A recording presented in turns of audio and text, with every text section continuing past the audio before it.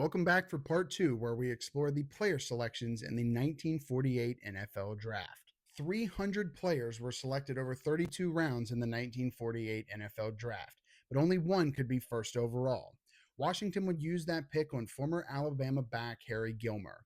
Gilmer would play with Washington until 1954, where he would make two Pro Bowls in 1950 and 1952, and would finish his playing career with the Detroit Lions.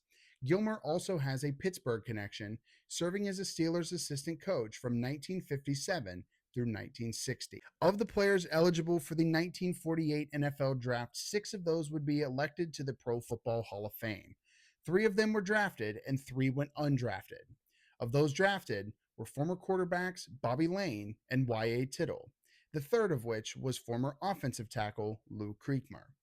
The 3 players who were undrafted are former defensive back Emlyn Tennell, running back Joe Perry, and defensive lineman Len Ford. Now, I know Steelers fans are going to flood the city and hope for the next big name in team history, but 1948 does set a bit of a precedent for some great picks made for the franchise.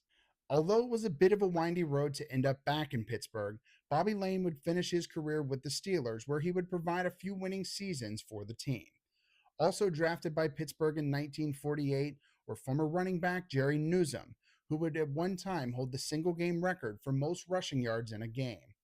Also, former defensive lineman, 3-time Pro Bowler, and former assistant coach Bill McPeak was selected in 1948 as well. And although originally signing with Washington, former defensive back Howard Hartley was in the 1948 draft as well.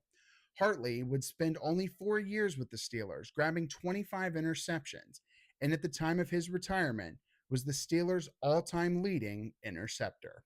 We're less than a month away now before hundreds of thousands of fans descend on the city of Pittsburgh looking for the next great picks in the NFL.